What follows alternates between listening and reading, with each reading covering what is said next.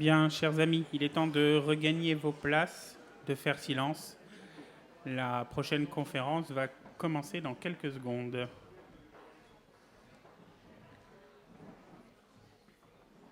Vous avez tout ce qu'il vous faut ? Oui, oui, très bien.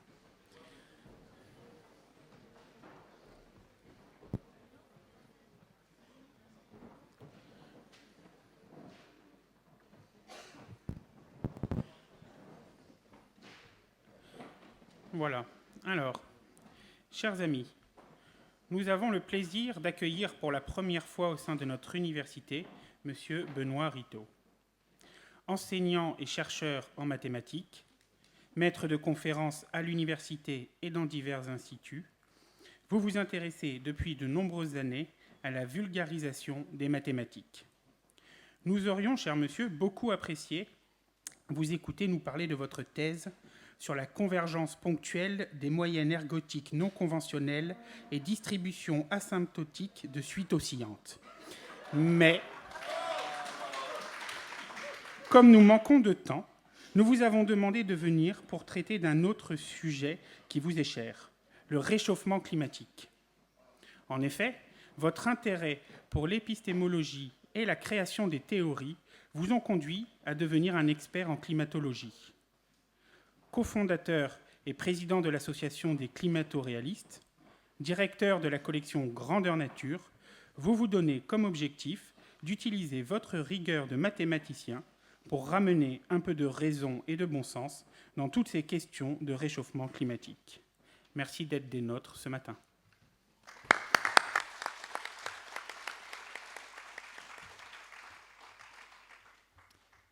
Bien, bonjour à tous. Alors pour commencer, je vais vous raconter une histoire que vous n'avez jamais entendue. Une histoire extraordinaire, moi, je la trouve vraiment extraordinaire, et elle est parfaitement authentique. C'est l'histoire de scientifiques qui, un jour, ont remarqué un phénomène extrêmement important et qu'ils ont rapidement essayé de confirmer par des observations modernes, et qu'ils ont confirmé. Et les conséquences de leurs observations se sont révélées immenses. Parce qu'elles montrent, ils ont montré que, une catastrophe silencieuse était en train de se dérouler. Une catastrophe à l'échelle planétaire, causée par un terrible dérèglement climatique, qu'on observe avec des analyses atmosphériques, avec l'étude de l'évolution de la glace au pôle. On n'a aucun doute. Et on a des réponses très techniques, très précises, y compris dans les détails, pour expliquer ce qui est en train de se passer. Et en quelque sorte, la fin d'un monde est en train d'arriver, sans qu'on s'en soit rendu compte. C'est une belle histoire. Hein, une très belle histoire, une belle tragédie, quelque chose qu'on n'avait jamais entendu jusque-là. Et qui, du coup, inspire beaucoup de scénarios, beaucoup d'auteurs, beaucoup de romanciers, et qui fait rapidement la une des journaux. Et comme toujours en science, jamais rien n'est définitif. Et donc, rapidement, autour de cette histoire extraordinaire aux conséquences aussi importantes, un certain nombre de gens un peu sceptiques commencent à regarder.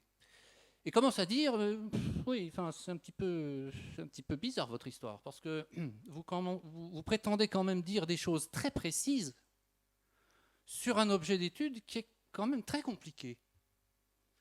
Et puis, quand on regarde dans le détail, vos analyses atmosphériques, tout ça, c'est pas si clair. On ne comprend pas bien, on n'est pas d'accord. Évidemment, comment réagissent les premiers ? Ils disent, ils balayent ça d'un revers de main. Ils balayent ça d'un revers de main parce que, d'abord, ce sont eux qui ont les plus gros instruments et les instruments les plus modernes pour faire les observations. Donc, ils savent de quoi ils parlent. Et puis, il y a aussi l'histoire elle-même. Quelle belle histoire! Ce n'est pas qu'une belle histoire romanesque qui permet de faire de beaux récits, c'est aussi une histoire morale. Parce que comment lutter contre cette catastrophe climatique planétaire, si ce n'est en surmontant nos divisions, en créant je ne sais quelle gouvernance mondiale, on pourrait dire aujourd'hui. On va tous se mettre ensemble. C'est ça l'idée. Mettons-nous tous ensemble. Voilà le message, le vrai message de cette histoire. Surmontons nos petitesses, nos guerres, nos péchés.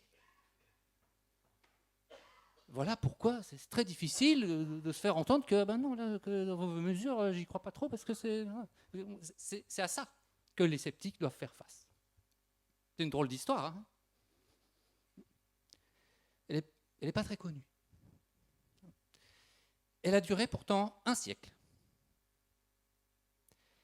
Elle s'est terminée, c'est toujours difficile de savoir exactement quand les choses se terminent. Hein. Mais on peut dire qu'elle s'est vraiment terminée à peu près un siècle après son début. Un siècle d'illusion complète. La fin de l'histoire, c'est quand on a envoyé des sondes spatiales observer la planète avec des vrais instruments, pour le coup vraiment encore plus modernes, et où là, on a pu voir que ben non, il n'y avait rien à voir, tout ce qu'on avait raconté était complètement faux. Il n'en est rien resté. Ça s'est passé, alors je ne sais plus la date exacte, si je me souviens bien, c'est en juillet, début juillet 1963.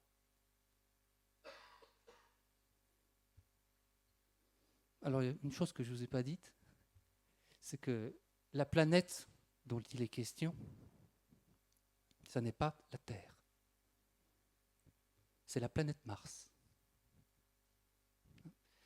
Et l'histoire que je vous ai racontée, une fois parfaitement authentique, elle a commencé au XIXe siècle. À la fin du XIXe siècle, quand on commence à observer Mars avec des moyens d'observation plus puissants que ce qu'on avait avant. Et on profite notamment d'une opposition, c'est-à-dire un moment où la planète est vraiment très près de Mars, enfin de la Terre, pour l'observer mieux. Et les astronomes de l'époque n'avaient pas encore de possibilité de prendre des photographies. Et donc, quand on faisait des observations, on dessinait. On dessinait ce qu'on voyait dans le télescope. Et donc, il fallait un certain entraînement, parce que ce qu'on voit au télescope, ce n'est pas du tout quelque chose d'habituel. Hein, et donc, on doit vraiment apprendre à voir d'une nouvelle façon. Et ce que les observateurs croient voir, ce sont des traits, des lignes. Ils croient voir des lignes sur la planète Mars. Rien que ça, c'est un siècle de science-fiction qui commence. Star Wars aujourd'hui commence le jour où un astronome, en 1894, dans le fin fond de l'Arizona, nommé Percival Lowell, un philanthrope millionnaire américain du même style qu'Al Gore, si vous voulez, commence à dessiner ces lignes droites sur Mars. Pourquoi ? Parce que la nature ne fait pas de lignes droites. Donc il faut que ce soit une intervention, on ne va pas dire humaine, mais martienne. Il y a donc des martiens. C'est pas mal, hein, juste un petit trait, hop, toute une civilisation qui se crée. C'est pas mal. Ensuite, ces traits, il y en a beaucoup, ils font le tour de la planète. Il n'y a pas un pays martien qui a ses traits et un autre pays martien qui n'a pas ses traits. Donc, gouvernement mondial des martiens. Avec de gros moyens, parce que pour tracer des traits, pour quadriller la planète de tout ça, il a fallu d'énormes moyens. Donc civilisation avancée, civilisation unie, donc qui a surmonté les guerres, les divisions, etc. Bon, le récit moral. Et évidemment, c'est quoi ces traits ? Pourquoi ils l'ont fait ? Eh bien, une seule explication. À l'époque, c'est l'époque du canal de Suez, des grands travaux. Donc on imagine que ce sont des canaux.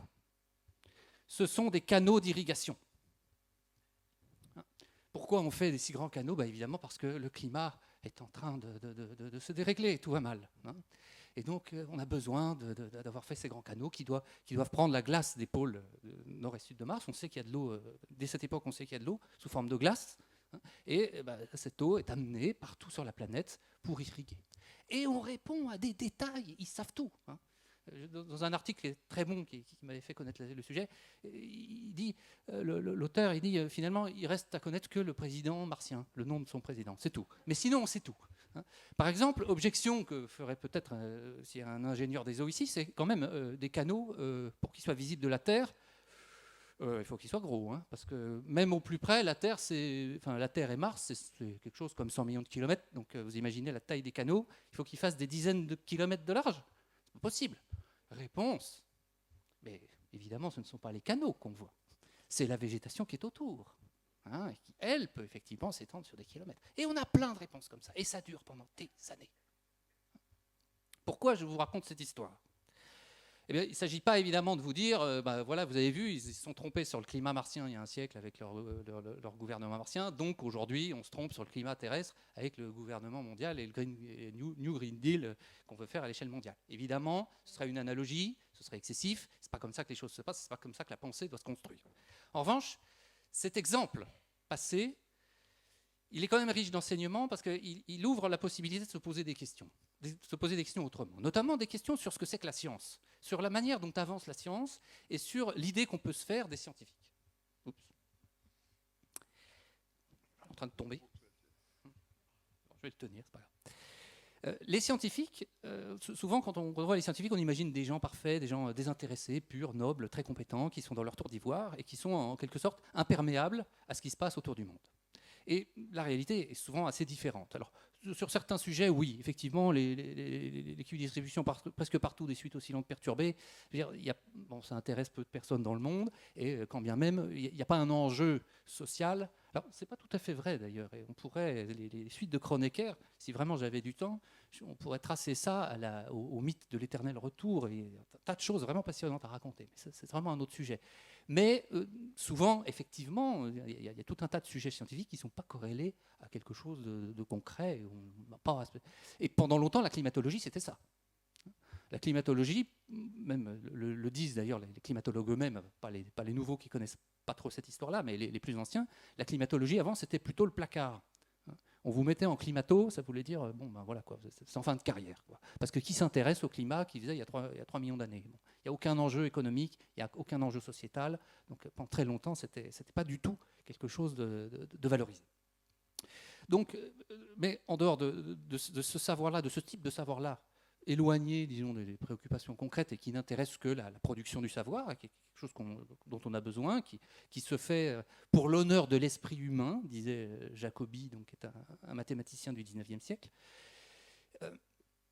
Donc il y a des sujets sur lesquels, en revanche, il y a une vraie résonance sociale. Et là, le scientifique n'est pas toujours celui qui va dire le bien, qui va dire le vrai, disons, qui va dire le vrai de façon dépassionnée, de façon impersonnelle, et sur une sorte de guide qui nous montrerait où se trouve la lumière. C'est pas toujours ça, parce que les scientifiques, ce sont des êtres humains, ce sont des hommes, des femmes, des gens qui ont leurs préjugés. Et leurs préjugés peut aussi altérer la façon dont ils produisent du savoir scientifique. Et c'est tout à fait ce qui s'est passé avec cette histoire de Martiens, qui était un petit peu anecdotique. C'est, c'était tellement fascinant, cette histoire-là, vous imaginez, il faut quand même avoir le sens de la tragédie pour imaginer toute une civilisation en train de s'éteindre. C'était nouveau. Nous, on est habitués, on a vu Star Wars. À l'époque, ça n'existait pas. Les Martiens commencent là. La guerre des mondes de Wells, c'est 2 ans après. C'est 1896. Donc ça crée vraiment toute une mythologie qui continue aujourd'hui. Donc, de façon plus technique quand même, pour la question climatique elle-même, à quoi a-t-on affaire? Eh bien, il y a quelques points d'accord à peu près universels, et puis il y a des points sur lesquels ceux qui s'appellent eux-mêmes les climato-réalistes, dont je suis, sont en désaccord. Les points d'accord, c'est le fait que la température de la Terre a augmenté d'environ 1 degré en 1 siècle et demi, depuis le milieu du 19e siècle. 1 degré.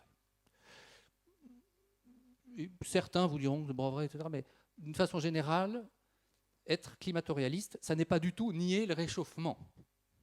Il y a toujours, on peut discuter, un léger réchauffement. J'insiste, c'est léger. 1 degré en 1 siècle et demi, c'est pas énorme, c'est pas colossal. On a déjà vu ce genre de choses par le passé, c'est pas du tout inhabituel, et en plus, il n'est pas du tout acquis que le climat de 1850 était un paradis climatique originel, et qu'aujourd'hui, le climat qu'on connaît serait moins bien. Au contraire, par bien des aspects, le climat qu'on a aujourd'hui est bien préférable. Ensuite, deuxième point d'accord, le fait que le gaz carbonique, le CO2, augmente dans l'atmosphère. Il y en a de plus en plus. On était à un peu moins de 300 ppm. Donc ppm, c'est partie par million. Donc c'est 0,03%. J'ai fait une fois un sondage dans un amphi d'étudiants futurs ingénieurs. Je leur ai demandé la proportion de gaz carbonique dans l'atmosphère. J'avais 10%, 20%, 30%. C'est 0,04% aujourd'hui. C'est ça dont on parle. alors qu'avant c'était 0,03%. C'est fou comme 0,01% est censé pouvoir transformer beaucoup de choses. Bon. Ça, on est d'accord. Il y a un peu plus de CO2 dans l'atmosphère aujourd'hui. Et même si là, il y a certains qui discutent, ce n'est pas mon cas, mais il y en a qui discutent, et c'est très bien. En science, on a le droit de discuter, on a le droit de tester des hypothèses, on a le droit de se poser des questions. L'augmentation du CO2 dans l'atmosphère est causée par les activités humaines. Je pense qu'on a suffisamment d'éléments qui le démontrent. Je suis ouvert à la discussion, mais franchement, ce n'est pas un gros enjeu. Et enfin, un dernier point sur lequel on peut tous être d'accord, c'est que le climat change. Le climat change parce que régulièrement, vous le voyez dans la télévision ou dans les journaux, effectivement, il y a des choses qui se passent, qui ne se sont pas passées depuis longtemps. Il y a une légère évolution. Vous avez peut-être l'impression qu'il fait un peu plus chaud aujourd'hui, que les hivers sont moins rigoureux que par le passé. Ça, c'est vrai. Ça existe aussi. Là où on va commencer à diverger, c'est est-ce que c'est nouveau ? Est-ce que avant, à nouveau, nous vivions dans un paradis climatique originel et que quelque chose a changé, nous avons croqué la pomme de la connaissance avec la révolution industrielle et que nous avons été chassés de ce merveilleux paradis où le vin gelait dans les verres à l'époque de Louis XIV lors d'un très grand épisode de froid, où Émile Zola, dans Germinal, écrit « Ce n'était pas assez de mourir de faim, nous allions maintenant crever de froid ». Parce que le froid est beaucoup plus dangereux pour l'humanité en général que le chaud. Et si vous pensez aux contes, par exemple aux contes de Grimm, c'est plutôt le froid qui fait peur, qui fait mal, qui tue, et ça, les statistiques le démontrent. Toujours est-il que le changement climatique, disait Marcel Leroux, donc, qui était un climatologue français, c'est un truisme, c'est une tautologie. Le climat n'a jamais été le même. Lisez Emmanuel Leroy-Ladurie, donc, qui est un grand historien français qui a écrit un célèbre livre qui s'appelle « L'histoire du climat depuis l'an 1000 ». Il vous raconte que d'année en année, de décennie en décennie, de siècle en siècle, ça change. Il y a des vagues de froid, il y a des vagues de chaud. Ça n'a jamais été permanent. Et on est encore, je crois, dans cette illusion, malgré Darwin, malgré tout ce qu'on sait de l'histoire du monde et du caractère changeant de l'histoire de notre planète, on a dans l'idée que les choses devraient être fixes. Et que quand elles ne sont pas fixes, c'est notre faute. C'est forcément nous qui avons fait quelque chose. Ensuite, donc, quelques éléments qui vous sont régulièrement servis dans les médias. Vous avez le futur déluge, donc la nouvelle le déluge bis, quoi. Donc, alors, le déluge bis, c'est le niveau marin qui monte, la mer qui monte. Ça fait très peur. Alors, en réalité, oui, là aussi, la mer monte, mais peu. On est de l'ordre de quelques millimètres par an. Alors, il y a une astuce journalistique qui consiste à dire, oui, avant, c'était 2 millimètres. Et puis, depuis les années 90, c'est 3 mm. Donc, brusquement, dans les années 90, il y aurait eu une grosse augmentation. Alors, dans les années 90, il s'est effectivement passé quelque chose, c'est qu'on a changé de manière de mesurer la hausse du niveau marin. On est passé de la technologie de marégraphique à la technologie altimétrique, c'est-à-dire satellitaire. On a envoyé des satellites. Et il se trouve que les marégraphes et les satellites ne mesurent pas exactement la même chose. On ne sait pas exactement pourquoi il y a une divergence entre les deux. Ça pour le coup, c'est intéressant. Mais toujours est-il que la hausse est régulière. Elle ne montre aucun signe d'accélération, ou très peu, ou à la marge. Évidemment, comme les courbes sont toujours un peu fluctuantes, si vous prenez le bon point de départ, le bon point d'arrivée, vous allez pouvoir avoir une pente plus grande. Mais d'une façon générale, on voit qu'il ne se passe pas grand-chose. Et d'ailleurs, les marégraphes sont toujours là. Et ils sont toujours d'accord pour dire que ça monte, ça descend de façon très modeste. Dans le dernier rapport du GIEC qui vient de sortir, dont certains d'entre vous ont dû entendre parler, il n'exclut pas, c'est ce qu'il y a dans le résumé pour décideurs, il n'exclut pas que la mer monte de plus de 15 mètres en 2300. Il va falloir s'accrocher. Il va falloir s'accrocher parce qu'on est sur un rythme de 30 cm. Donc 15 mètres, là, va falloir que l'océan se réveille. Ça fait un moment qu'il nous l'annonce et ça fait un moment qu'on ne voit rien. Donc moi je veux bien, mais ça n'en prend pas le chemin, disons. Je ne parierai pas un copec là-dessus. Donc la hausse du niveau marin, c'est quelque chose d'ancien qui remonte au moins au début du XXe siècle, comme on le sait par les marégraphes. Ça n'a pas forcément un grand intérêt d'ailleurs. C'est parce que la hausse du niveau marin à l'échelle globale, c'est une grosse moyenne. Quel intérêt d'une grosse moyenne ? Si vous êtes en Angleterre, la mer monte. Si vous êtes en Écosse, la mer descend, la mer recule. Parce que la Grande-Bretagne, c'est une île, elle fait comme ça. Les mouvements tectoniques font que... Donc en Angleterre, ça s'enfonce, et en Écosse, vous vous élevez. Et c'est vrai partout dans le monde. Il n'y a pas que le niveau moyen qui compte, il y a des phénomènes locaux. Et ça, c'est très important si on veut comprendre, si on s'intéresse à ce genre de questions. Il faut en général les regarder de façon locale. Un petit mot rapidement aussi sur les Maldives. Les Maldives, c'est les îles qui vont être englouties bientôt à cause de la hausse du niveau marin. Parce que le point culminant des Maldives, c'est 1,50 m, 2 mètres. Donc évidemment, si vous montez le niveau marin, elles vont se noyer. Prenez votre bain, et puis vous faites couler l'eau, et puis hop, vous voyez que vous vous noyez. Et donc les Maldives, il va leur arriver la même chose. Sauf que, comme les scientifiques le savent en général, ce qui se passe sur la Terre en vrai, sur des systèmes complexes comme le niveau marin, c'est un peu plus compliqué que ce qui se passe dans votre baignoire. Et en l'occurrence, on a des observations des Maldives d'il y a 50 ans, on a des mesures, et on voit que les Maldives ne s'enfoncent pas du tout. Il y a des îles qui montent même, il y a quelques îles, mais moins en fait, qui descendent. Donc le phénomène qui se passe dans les Maldives n'est absolument pas celui que vous reproduirez dans votre baignoire. Et pour les îles du Pacifique, c'est la même chose. On a des phénomènes qui ont en fait été anticipés par Darwin déjà, qui sont que donc pour les atolls coralliens, l'île elle monte en même temps que elle se construit en même temps que la mer monte. Donc des phénomènes sédimentaires coralliens qui peuvent essayer d'expliquer tout ça. Un dernier petit mot, je ne résiste pas, je sais que je n'ai pas beaucoup de temps parce que le temps passe vite, alors j'essaye de parler vite, mais un petit mot quand même sur les marégraphes. Un marégraphe, c'est vous plantez un bâton au bord de la mer, vous mettez une marque et puis vous regardez comment la mer monte ou pas. On n'en a pas beaucoup, on commence à quadriller le monde de marégraphes, c'est très bien, c'est très utile, mais de façon générale, ça date des années 70. Alors il y en a quelques-uns de plus anciens, mais c'est très récent, donc les données sont très récentes. Il y a un marégraphe qui est une fierté nationale, qui est à Brest, le marégraphe de Brest. Lui, on l'a planté au XVIIe siècle.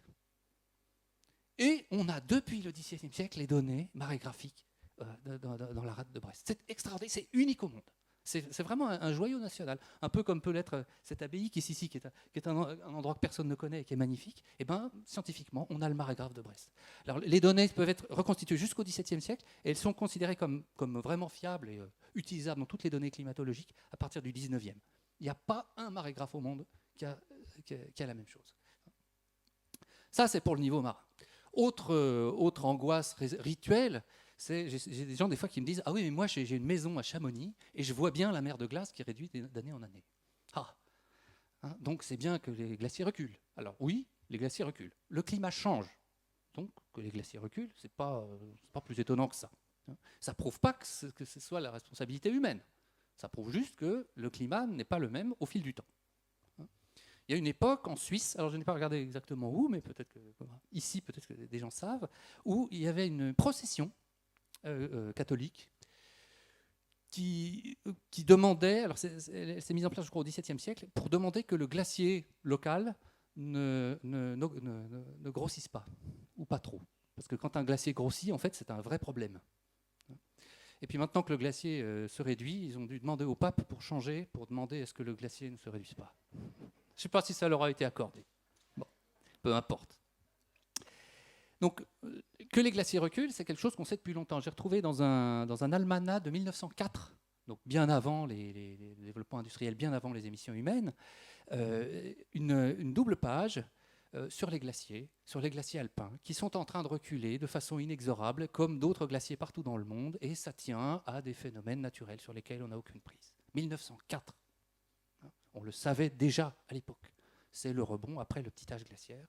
Les glaciers étaient déjà appelés à reculer à cette époque. On le savait. Donc c'est pas que c'est faux, c'est juste que la présentation est souvent orientée. D'ailleurs, au sujet des glaciers, j'ai une question. C'est plus une question, je ne suis pas complètement sûr de la réponse, mais si je vous la pose, c'est quand même que j'ai ma petite idée. Je suppose qu'ici, il y a des latinistes. Est-ce que l'un d'entre vous saurait me donner le mot latin pour glacier?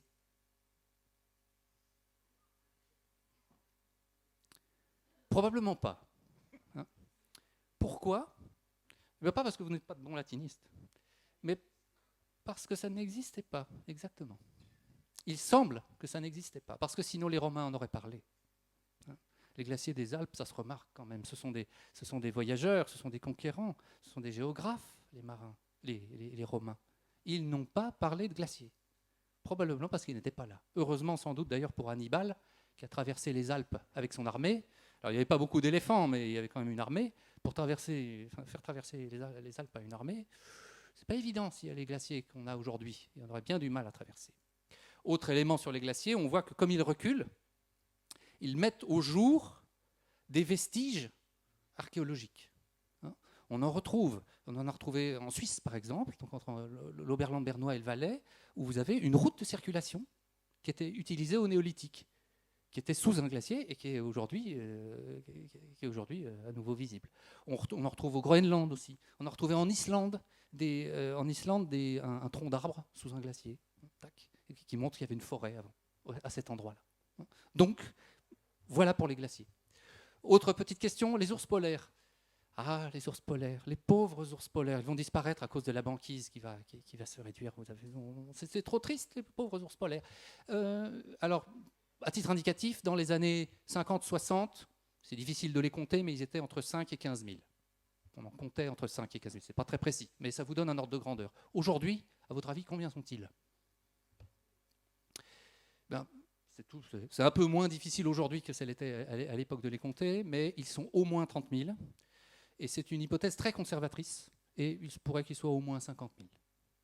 D'accord ? Donc, tout va bien. Rassurez vos enfants, rassurez vos petits-enfants sur les ours polaires. Ils vont très bien. On sait pourquoi, d'ailleurs. C'est une loi sur la chasse qui est passée dans les années 70. Effectivement, ils étaient trop chassés. C'était vraiment une espèce menacée à cette époque. Aujourd'hui, ils ne sont plus du tout menacés. Ils sont même plutôt embêtants parce que comme on ne les chasse plus, ils le savent et ils commencent à arriver au bord des villes, de certaines villes et à faire des dégâts. Et certains sont en train de demander est-ce qu'on puisse à nouveau les chasser parce que c'est pas du tout gentil, les ours polaires. Pardonnez-moi, c'est des saloperies. Ils nous aiment pas. Ils nous aiment pas du tout, du tout. Si vous en voyez un, vous lui tirez une balle entre les deux yeux, ou alors vous enfuyez très vite, mais il court plus vite que vous, donc tirez-lui dessus. Ce sont de beaux animaux, bien sûr, on doit les préserver. Il ne s'agit pas de les massacrer tous, évidemment, mais c'est pas nos copains. Alors, on a aussi, évidemment, les cyclones. Alors, je vois que le temps passe, mais bon, alors, les cyclones, vous avez sûrement entendu dire que les cyclones, c'est terrible. Il y en a de plus en plus. Les données montrent que ce n'est pas le cas. Il n'y a pas d'augmentation de la fréquence cyclonique, donc ni en intensité, ni en nombre, ni en cyclone extrême. Ça monte et ça descend. On n'est pas spécialement dans une période haute. D'ailleurs, il y a une autre étude. Donc, j'évoquais tout à l'heure Emmanuel Leroy-Ladurie. Il y a son élève Emmanuel Garnier, qui est en activité aujourd'hui, qui travaille à l'Université de La Rochelle, qui a fait une étude, alors, pour le coup, du même genre qu'Emmanuel, la climatologie un peu à l'ancienne, comme le faisaient les géographes. Il est allé chercher les archives coloniales françaises dans les Antilles. Parce que, autre petit joyau national, nous avons, depuis le XVIIe siècle dans les Antilles, un compte-rendu précis de tous les cyclones qui sont passés dans les îles. Et un compte-rendu, c'est pas juste « ah, là, il y a eu un gros coup de vent », ça a détruit tel type de maison, ça a fait tel débat. C'est suffisamment précis pour qu'on puisse dire « ça, c'est un cyclone de catégorie 3, ça, c'est un cyclone de catégorie 4 ». Et donc, à nouveau, on a une série statistique unique au monde qui remonte au XVIIe siècle et qui permet de savoir, ça donne une idée de l'évolution de l'activité cyclonique dans cette région. Ce n'est pas parfait, évidemment. Le cyclone pouvait passer à quelques kilomètres ou quelques dizaines de kilomètres des îles et puis personne ne s'en rendait compte. Mais ça donne quand même un indicateur statistique intéressant. Et là aussi, on se rend compte qu'il n'y a pas de... Bon, ça fluctue, ce n'est pas constant. Donc, évidemment, une année, il va y en avoir plus. Mais grosso modo, il n'y a pas grand-chose à dire sur la période récente. Il n'y a pas d'inquiétude particulière. Même chose pour les feux de forêt. Alors là, on en a beaucoup parlé. Donc un petit mot sur les feux de forêt. Là, vous avez vu la planète qui brûlait. C'était terrible. En Grèce, en Turquie, en Algérie, en Californie. Il y a 2-3 ans, c'était en Australie. Ça, c'est terrible. Si ce n'est pas la preuve, ma bonne dame, que le climat se réchauffe, il fait tellement chaud que les arbres, ils brûlent tout seuls. Ils prennent feu. Il n'y a pas besoin de rien. Alors, en vrai, non. Ils ne prennent jamais feu tout seuls, les arbres. Il y a plusieurs choses à savoir sur les feux de forêt. D'abord, là aussi, c'est une question de gestion locale. C'est très commode de dire c'est le réchauffement climatique, plutôt que ah bah oui, on n'a pas géré la forêt, on n'a pas mis les moyens nécessaires pour débroussailler quand il fallait le faire, ça a un coût, et on préfère le laisser à plus tard. Sauf que quand on ne s'occupe pas d'une forêt, elle prospère. Et donc il y a plus de combustible, et donc quand vous avez un feu, c'est un vrai feu. C'est connu depuis longtemps, et les Australiens qui ont eu des grands feux là, il y a 2 ans le savaient très bien, et les professionnels pompiers australiens savaient bien que ça faisait 20 ans que ça leur pendait au nez. Mais évidemment, si vous accusez le réchauffement climatique, c'est quand même beaucoup plus commode. Autre chose, donc sur les feux de forêt, s'il y en a plus, c'est aussi parce que la masse foliaire terrestre augmente. D'une façon générale, grâce au CO2, et grâce au fait que, d'une façon générale, la surface verte de la Terre augmente, eh bien, il y a plus de choses à brûler que par le passé. Et donc, effectivement, il y a un peu plus de feu. Mais ça se compensé, évidemment, par le fait qu'aujourd'hui, on a beaucoup plus de moyens de lutter, d'aménager le territoire. Et donc, quand on fait le partage de ces deux problèmes, enfin de ces deux, c'est pas des problèmes, c'est ces deux réalités qui s'inversent, eh bien, on constate, quand on regarde les données, qu'il y a beaucoup moins de forêts qui brûlent aujourd'hui qu'il y a un siècle. C'est considérable.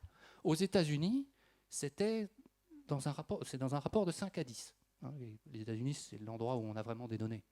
Et d'une façon générale, il y a moins de feux aujourd'hui. Beaucoup moins, beaucoup moins. Mais évidemment, on a beaucoup plus de moyens de communication, on a beaucoup plus de caméras qui peuvent aller partout. Même avec votre smartphone, vous pouvez filmer le feu qui est à côté de chez vous et faire croire que la planète est en train de brûler. Mais les données réelles qu'on a, et c'est aussi pour ça qu'on veut s'appeler climato-réaliste, c'est-à-dire qu'on regarde le réel, on regarde les données, les feux sont beaucoup moins nombreux aujourd'hui qu'il y a 100 ans. Et pas qu'un peu. Et là, pour le coup, on sait pourquoi, c'est grâce à l'homme. Un petit mot aussi sur le CO2. J'ai juste glissé un petit mot sur le CO2 avant. Le CO2, il faut savoir que ça n'est pas un polluant. On nous explique que c'est un polluant, que c'est terrible.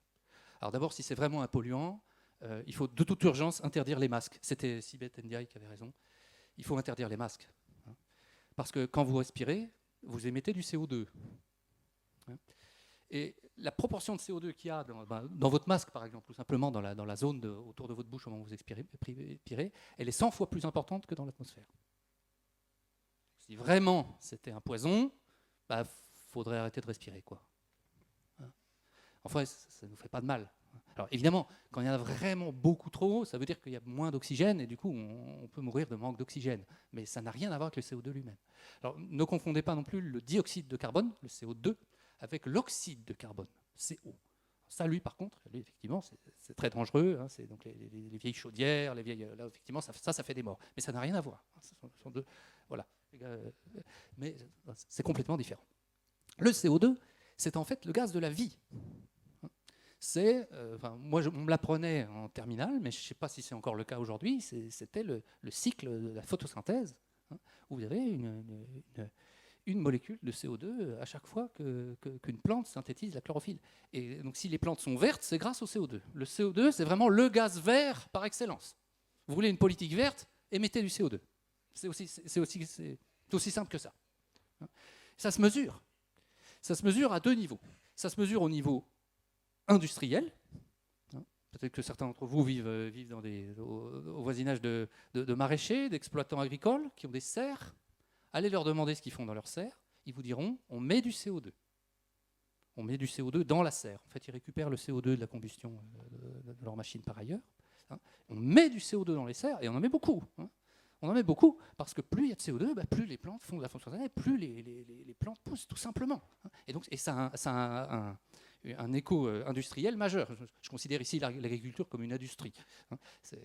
C'est une industrie aujourd'hui, c'est comme ça, on peut le regretter, mais toujours est-il que c'est une industrie. Et donc il y a une partie de notre PIB qui est due au fait qu'on met du CO2 dans les serres. Le CO2 dans l'atmosphère, donc ça se mesure aussi, cet effet-là du CO2 positif pour les plantes se mesure dans l'atmosphère. J'ai eu un débat une fois avec Yann Arthus Bertrand, qui lui-même en convenait. Il disait qu'il avait discuté avec les forestiers de la forêt de Fontainebleau, et il disait, oui, apparemment à Fontainebleau, les arbres poussent mieux grâce au CO2 qu'il y a en plus dans l'atmosphère, grâce aux émissions humaines. Et ça se mesure avec des satellites. Il y a 5 ans, une étude qui est parue d'une équipe de la NASA, qui a comparé la surface verte sur la Terre aujourd'hui à ce qu'elle était il y a 40 ans. À votre avis, il y en a plus, il y en a moins, ou c'est pareil ? Il y en a plus. Démonstration, très simple, vous n'en avez pas entendu parler dans les journaux. Il y en a plus, et pas qu'un peu plus. On parle de 18 millions de kilomètres carrés.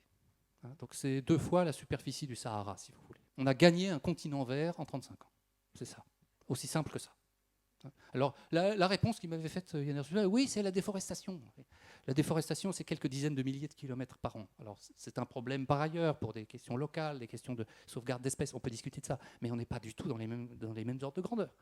Quelques dizaines de milliers de kilomètres contre 18 millions de kilomètres carrés. D'accord ? et en seulement 30 ans. Grâce au CO2, principalement grâce au CO2, il n'y a aucun mystère là-dedans. Alors, vous ne m'avez pas encore dit que le temps se pressait, donc tout va bien. Donc, évidemment, la question qui est posée, c'est oui, mais tout le monde dit que le climat se détraque, que tout va mal, etc. Et il y a un consensus scientifique autour de ça. Donc vous êtes un peu tout seul. Et que disent les autres? C'est quoi les courbes des autres? C'est quoi les chiffres des autres? Parce que là, vous nous donnez les vôtres, mais vous ne nous donnez pas celles de ceux qui ne sont pas d'accord avec vous. Alors la réponse à ça, c'est il n'y a pas d'autres. Il n'y a pas d'autres courbes. Les feux de forêt, il y en a moins. Les cyclones, c'est stable. Le CO2 comme verdissant la planète, il n'y a pas de données qui montrent le contraire. Ça fait que données ce que tout le monde peut voir. Alors comment ça se fait? Bien sûr que tout le monde est d'accord, que les plus grands scientifiques, que le GIEC, que l'ONU, etc. Alors ça, c'est plus compliqué à comprendre et je n'ai pas de réponse universelle à donner. Je pense que c'est quelque chose c'est un petit peu l'idée que j'aborde dans mon livre qui est ici, et avec laquelle que je pourrais développer si vous voulez, c'est on le saura dans longtemps. On le saura dans longtemps parce qu'on est dedans, on a la tête dans le guidon et on ne se rend pas compte que, il y a en science, dans cette science-là, dans cette partie de la science-là, un effet de groupe, on pourrait même dire un effet de meute, qui a cristallisé toute une communauté scientifique autour d'une idée force, exactement comme l'histoire des Martiens tout à l'heure. Le GIEC a été créé, donc ça n'est pas un organe scientifique à proprement parler, ils ne font pas de science, ils font une expertise. Et je pense que ceux qui font des expertises connaissent très bien la différence, ça n'est pas la même chose. Ils font un état des lieux, selon un mandat qui leur a été donné, un mandat politique. Le GIEC est une création politique, pas scientifique. Et le mandat lui-même qui leur est donné est tout à fait orienté. Ils doivent étudier le climat sous l'angle de l'influence humaine. Donc déjà, c'est l'influence humaine qui doit intéresser le GIEC, et plus précisément les risques de l'influence humaine, même pas les bénéfices. J'en ai cité un qui est le plus frappant, mais qui est le plus réel, qui se mesure dans les rendements agricoles de ces dernières années, plus de CO2, meilleur rendement pour tout un tas d'exploitations agricoles. Donc on a un mandat orienté. Et comme toute bureaucratie, le GIEC a bien résisté. Au début, ils ont résisté. Le premier rapport du GIEC dit on n'en sait rien, on ne sait pas, on n'a pas assez de données, il ne faut pas rêver, on ne sait pas. Même le deuxième rapport en 1995 était aussi très prudent. Mais il a été caviardé au dernier moment, quand tout le monde était en train de ranger ses affaires et de partir. Il y a quelqu'un qui a réussi à ajouter une phrase qui a fait le tour du monde et qui a lancé un petit peu l'alarmisme à partir de là. Mais comme toute bureaucratie, elle veut assurer sa propre survie, et donc pour assurer sa propre survie, rien de mieux que d'annoncer les catastrophes. Est-ce que vous avez entendu parler de l'UNSCEAR? C'est l'organisme onusien qui s'occupe des radiations et de l'influence des effets des radiations ionisantes sur la santé humaine. Vous n'en avez probablement jamais entendu parler. Ça existe depuis Tchernobyl. Pourquoi vous n'en avez jamais entendu parler? Je pense qu'une partie de l'explication, c'est qu'ils font du bon boulot, c'est-à-dire qu'ils ne donnent pas dans le pathos. Ils disent vraiment ce que c'est que Tchernobyl. Ils auraient pu dire Tchernobyl, des milliards de morts bientôt. Ils n'ont pas fait ça. Ils ont fait leur travail honnêtement, et donc ils ont annoncé que ils ont été relativement modérés sur la catastrophe de Tchernobyl. Le GIEC n'a pas fait ce choix-là. Il a fait le choix de vous allez voir, on va tous mourir, c'est terrible, et donc on en parle.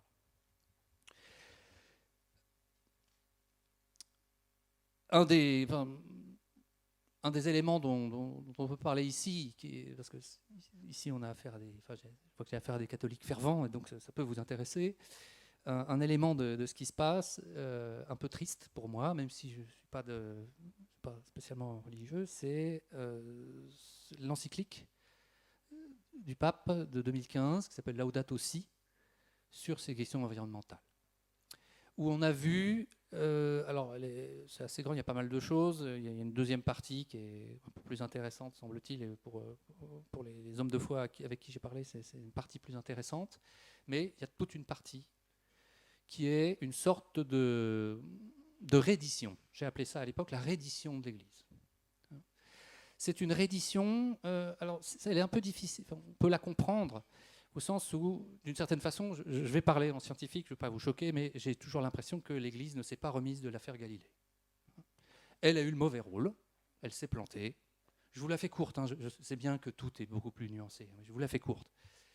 l'Église s'est plantée et elle n'a pas encore fini de payer, même si Jean-Paul II a explicitement dit que la Bible ne s'intéresse pas aux détails du monde physique. C'est très bien, c'est très juste, et c'est très bien vu, mais dans l'imaginaire général, l'Église a encore à payer ses erreurs pour l'affaire Galilée. Et donc, n'ose plus jouer le rôle qui pourrait être le sien de gardien d'éléments de prudence dans le discours. On a une nouveauté, là, avec le climat qui se dérègle à cause de l'homme. Nous, ça fait 2000 ans qu'on connaît l'histoire, qu'on est habitué à ce genre d'emballement. On en a vu d'autres. J'aurais aimé, à nouveau vu de loin, que l'Église joue ce rôle-là, ce rôle d'apaisement, ce rôle de... Bon, on prend un peu de recul. Et l'encyclique n'a pas fait ça. Elle a voulu montrer, en quelque sorte, c'est pas l'Église, c'est le pape, on est d'accord que l'encyclique, c'est l'expression d'un pape.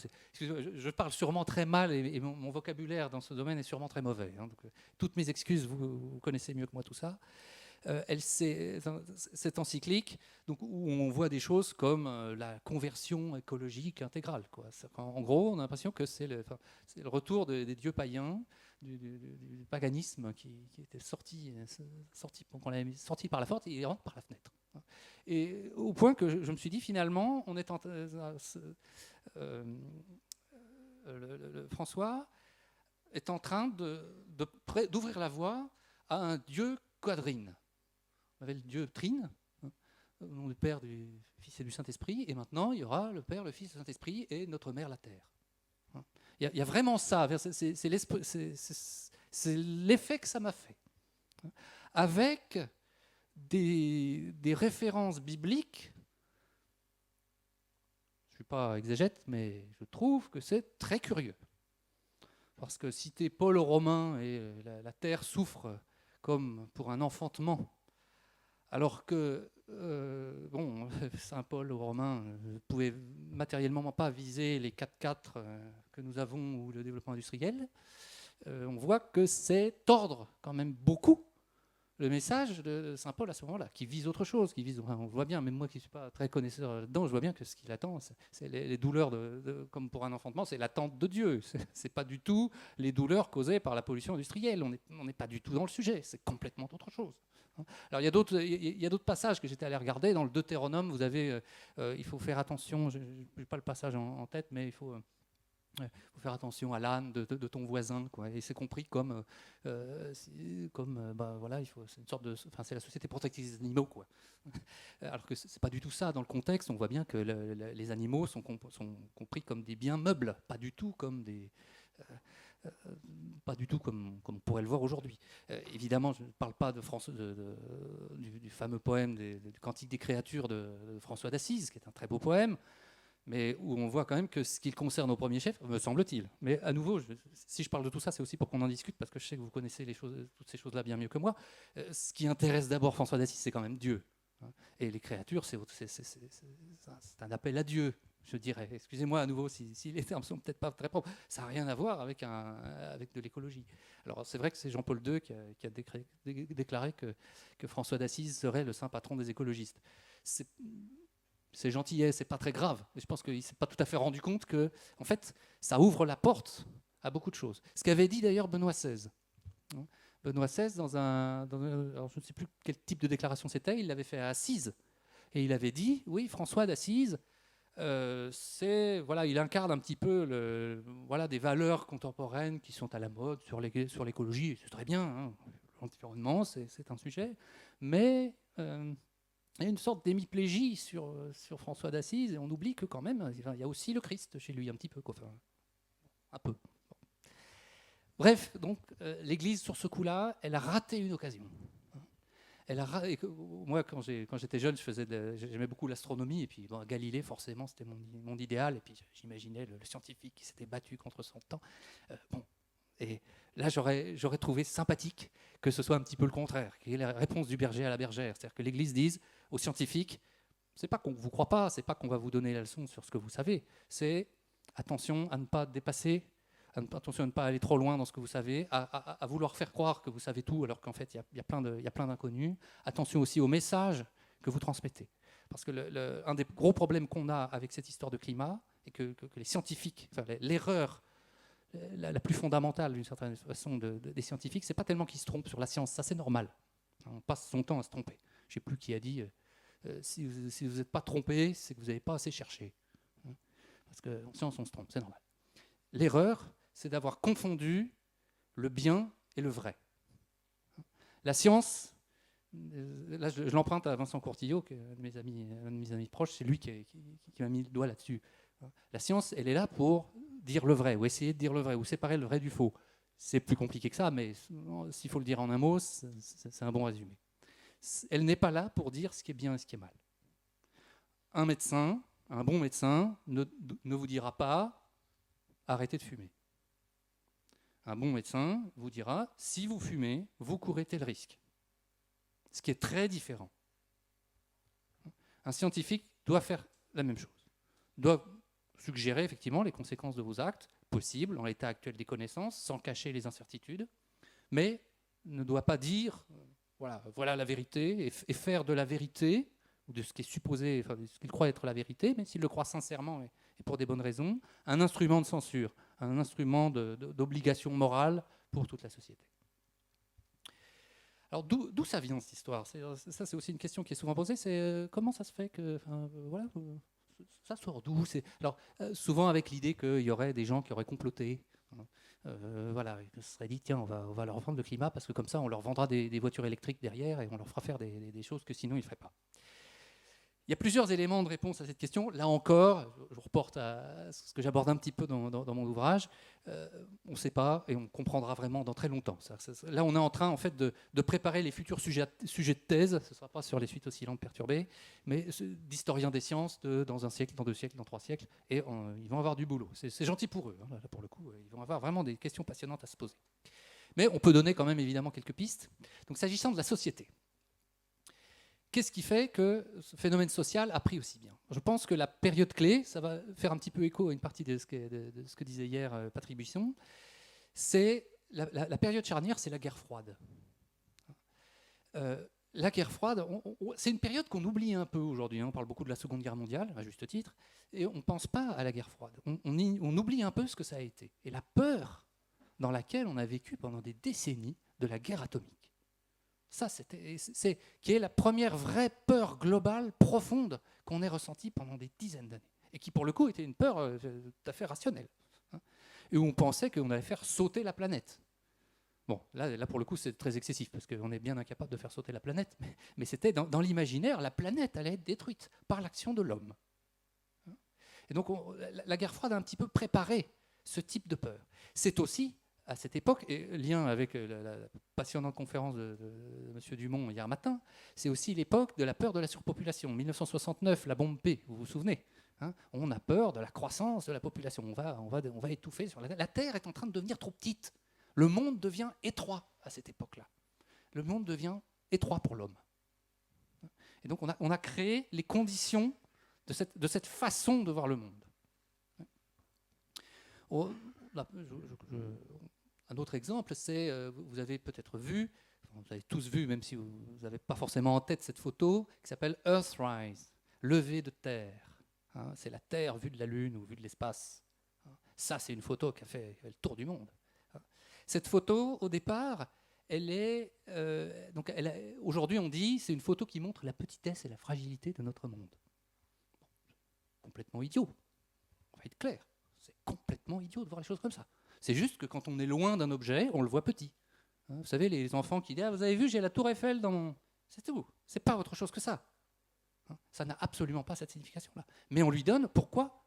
Parce qu'on est dans un contexte culturel qui avait envie, qui allait interpréter ça, qui allait utiliser ça comme un symbole. D'ailleurs, c'est pas venu tout de suite. Les premiers temps, les premiers commentateurs de Earthrise ne commentent pas du tout sur la petitesse et la fragilité de la Terre, ils commentent sur le fait qu'il n'y a pas de frontières. On ne voit pas les frontières du ciel. Donc nous sommes tous frères, vaisseau spatial Terre, etc. C'est plutôt ça au début. Et c'est après qu'est venue cette autre interprétation écologiste. Alors, autre élément d'explication sur l'origine de ce mouvement-là, ça tient à la science elle-même. La science, je l'ai dit, les scientifiques, ce n'est pas des gens parfaits qui se posent des bonnes questions et qui vous donnent des réponses merveilleuses et qui ont tous le prix Nobel. Ça ne marche pas comme ça.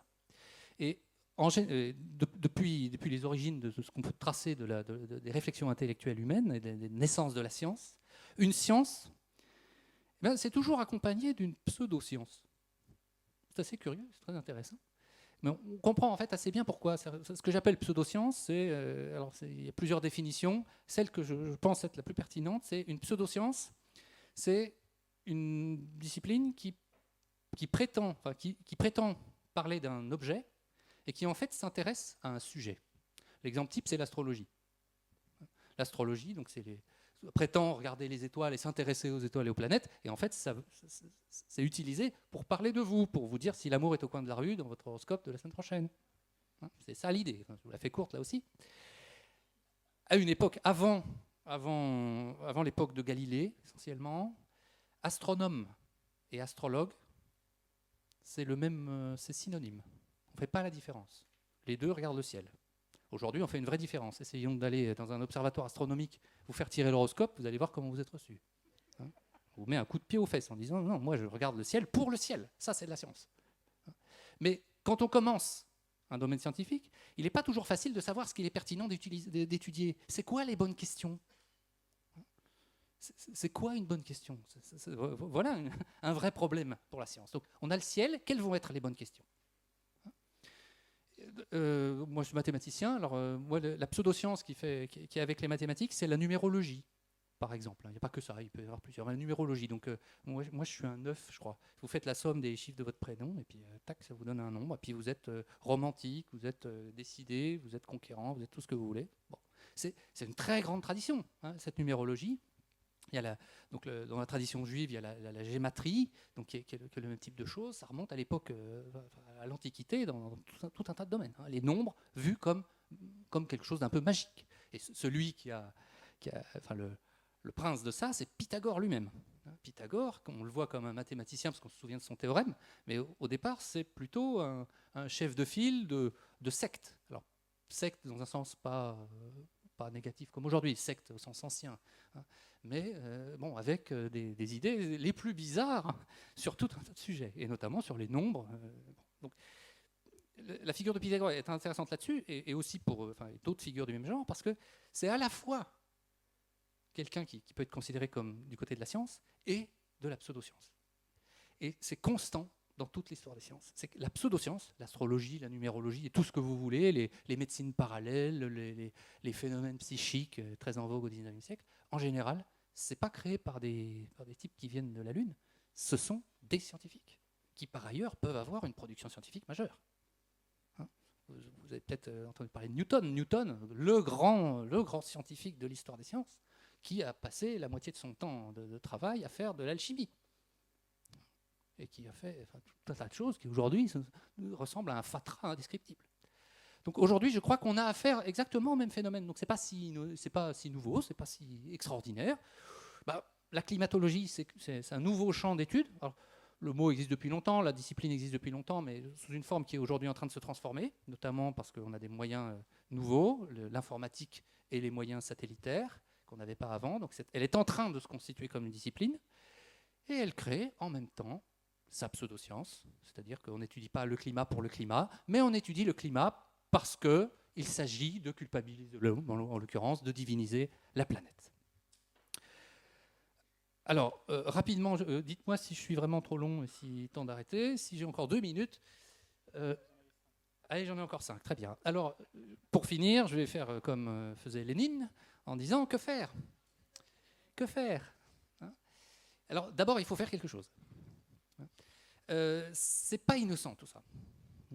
Parce que le climat, c'est pas comme le Covid, au sens où le Covid, là je donne un avis un peu plus personnel, le Covid, c'est arrivé il y a 2 ans, ça va nous embêter encore un peu, effectivement, le pass sanitaire, etc. Il y a des questions de liberté qui se posent, c'est très bien qu'on se les pose, mais on peut penser, de mon avis, que dans 2-3 ans, ce sera derrière nous.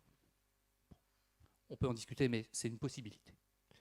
Même si on ne fait rien, le pass sanitaire, plus personne l'aura, et puis voilà. En tout cas, c'est raisonnable de l'espérer, même si vous n'êtes pas obligé d'être d'accord, mais c'est raisonnable de l'espérer, il me semble. En revanche, le climat, ça commence à faire un moment qu'on est dedans et qu'on n'arrive pas à en sortir. Et il y a quelque chose de totalitaire dedans. Totalitaire au sens technique du terme. C'est-à-dire que le pass sanitaire, oui, bon voilà, vous allez au 1, vous le montrez, puis vous en pensez ce que vous voulez, c'est pas grave, et puis 5 minutes après, vous n'y pensez plus. Le climat et ce qui va avec, c'est chaque instant de votre vie.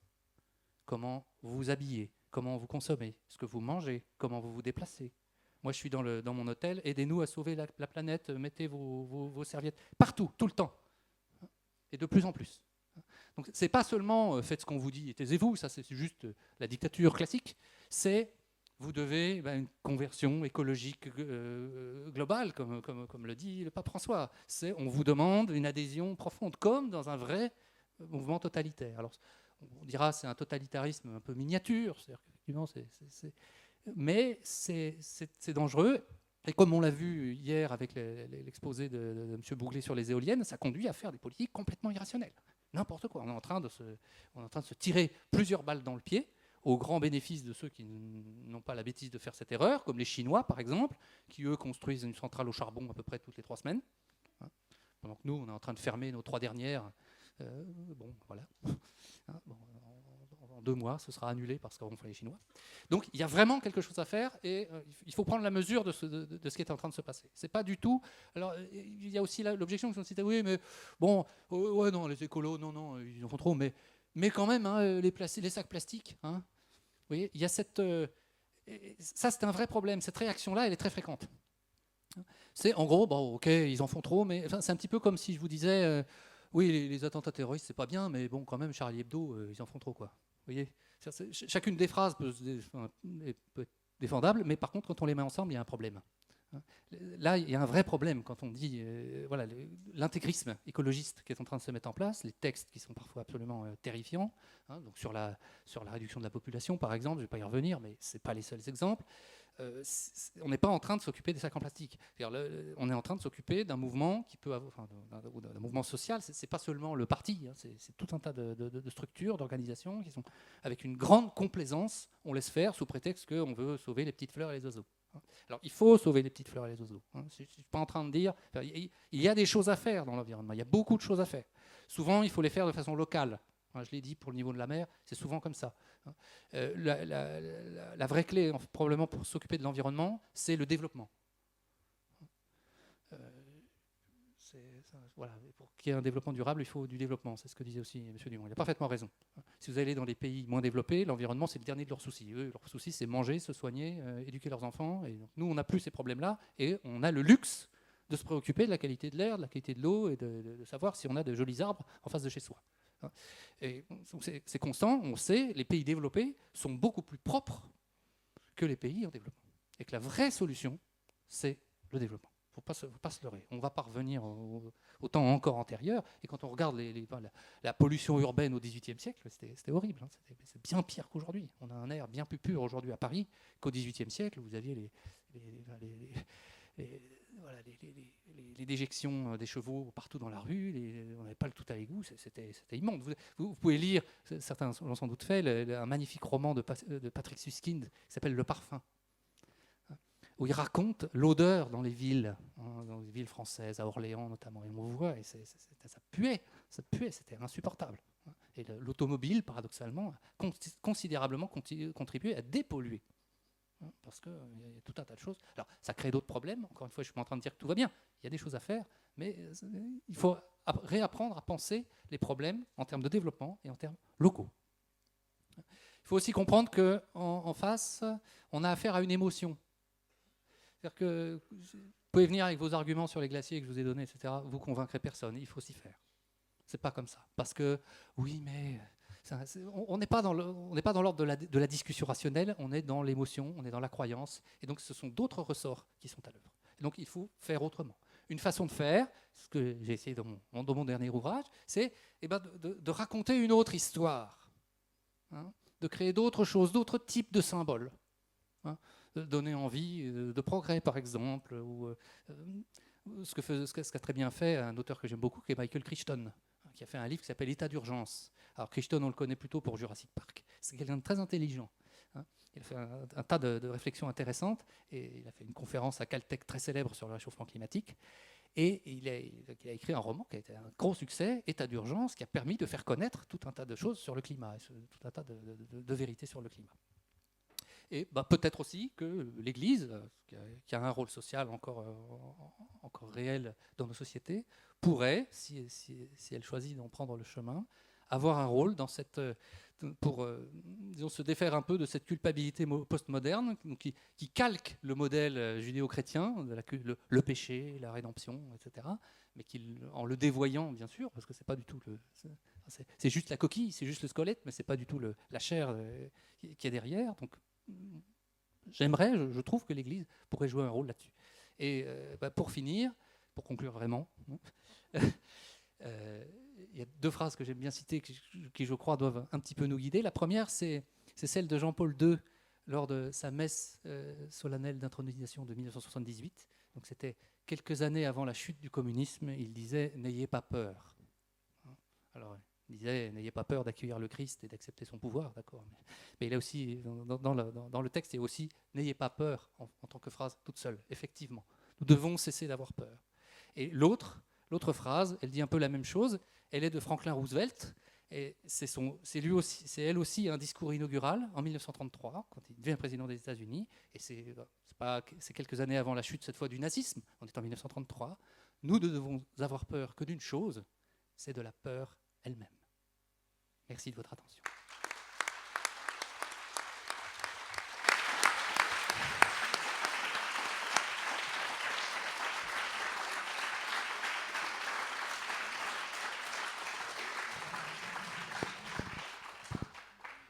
Merci, cher monsieur, pour cet exposé magistral. Quel plaisir d'entendre enfin des arguments qui ne tombent pas dans le pathos et qui sont raisonnés, construits, réfléchis. Nous n'avons finalement plus qu'une chose à faire, récupérer vite le CD de votre conférence, s'enregistrer sur la liste d'achat du futur acte de Renaissance catholique pour pouvoir s'abreuver de cette conférence et être capable d'avoir des arguments étayés à opposer à tous ceux qui nous bassinent des ours polaires.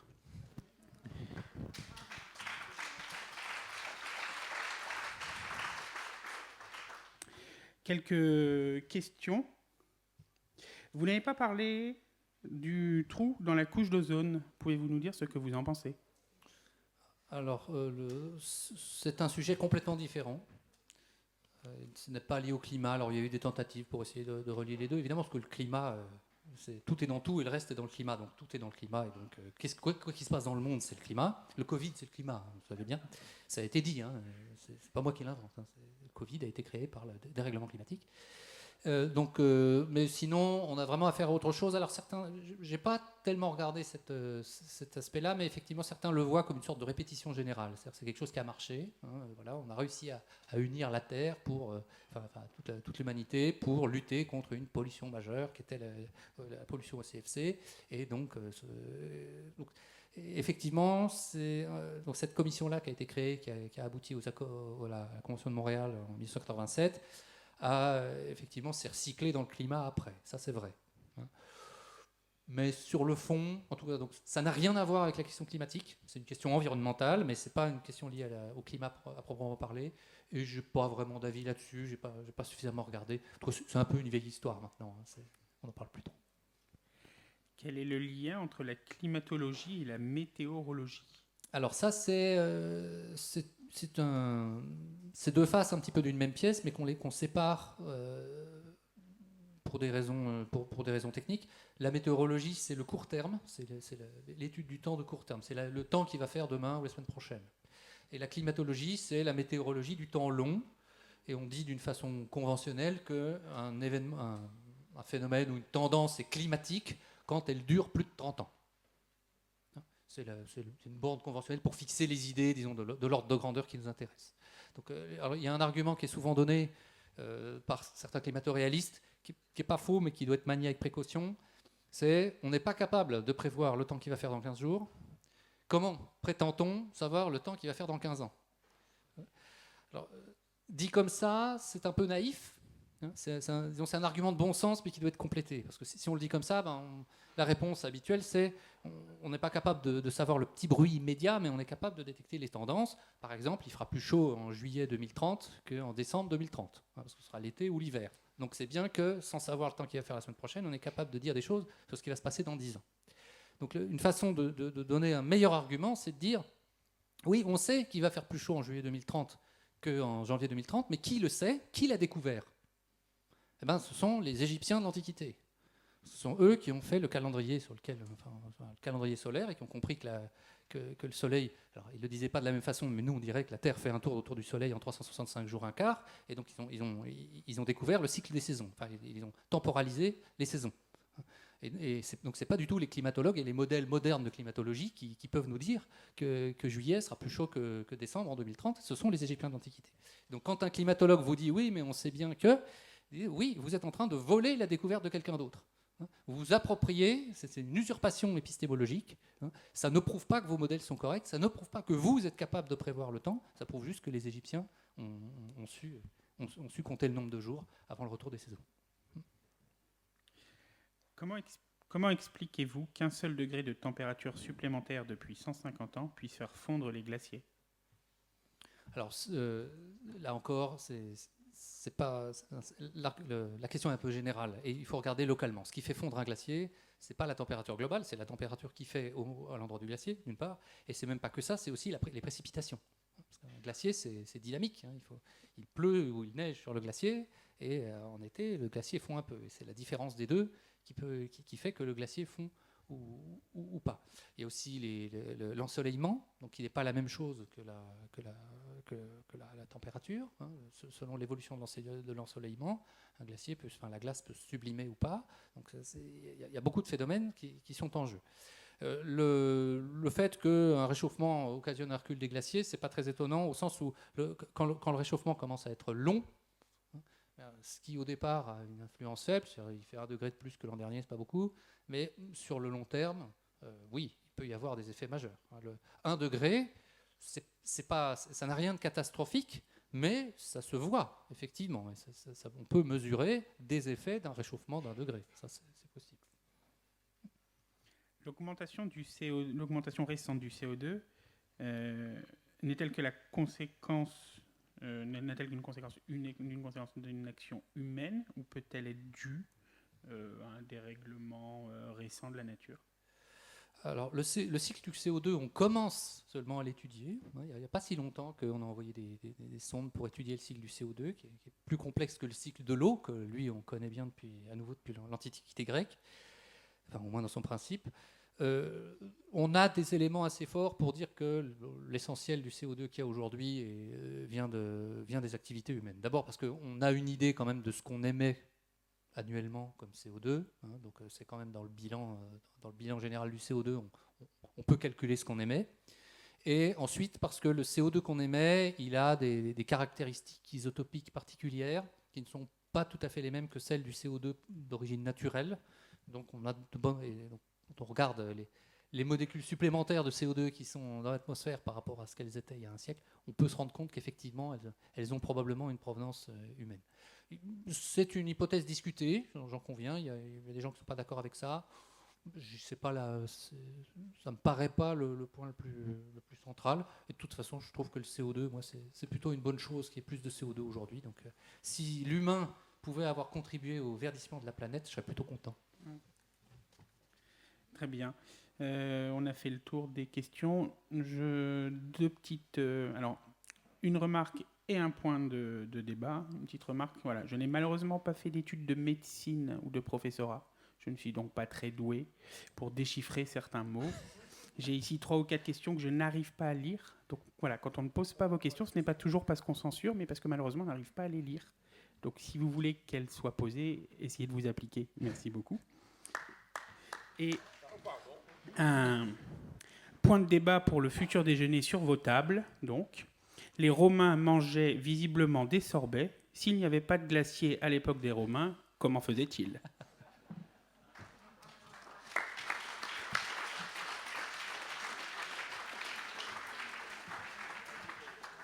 Je pense que La grande majorité d'entre vous a fait connaissance avec Benoît Ritaud, que vous ne connaissiez pas, dont j'avais lu des articles, et puis nous avions été mis en relation par Michael Fonton de Valeurs Actuelles. Donc je crois que nous sommes tous heureux de cette prise de contact, d'avoir fait connaissance avec Benoît Ritaud. J'espère également que ça a réconcilié la majorité d'entre vous avec les mathématiques, puisque vous avez découvert que l'on pouvait être mathématicien et plein d'humour. Et alors, pour continuer un peu ce contact, je vous propose deux choses. Bon, d'abord, adaptant le vieux dicton « Castigat ridento mores » et il châtie les mœurs en souriant, en faisant rire, ce qu'il nous a fait présenter pendant 1 heure. Donc, Benoît Ritaud a écrit un roman qui est ici disponible, dont je vais vous lire la 4e de couverture, Géocratia. Dans le secret de son laboratoire de recherche, l'équipe du professeur Naliens met au jour un phénomène stupéfiant qui va bouleverser les certitudes actuelles sur l'évolution du climat. Au même moment, d'étranges enquêteurs, qui pourraient bien travailler pour un service parallèle de l'État, s'intéressent de près au projet Géocratia, soutenu par un groupe de dangereux idéologues. Des salons de l'Élysée aux cabanes zadistes, entre histoire individuelle et diplomatie internationale, Géocratia ouvre la porte sur un monde angoissant dans lequel, convaincus de l'urgence de leur cause, certains sont prêts à tout pour faire taire la science et ses défenseurs. Ce monde sera-t-il bientôt le nôtre ? Voilà, vous allez pouvoir vous pencher sur le sujet en sortant des statistiques et des chiffres, donc en souriant et en s'amusant. Et puis également, Benoît Ritaud est directeur de collection donc, chez l'Artilleur. Et à ce titre, il a supervisé la production de 2 livres que je vous conseille, qui sont disponibles ici sur ce sujet. Donc un livre de François Gervais, Merci au CO2. Je crois que vous avez bien compris que c'était un des points importants de cette conférence. Et puis également de François Gervais, L'urgence climatique est un leurre.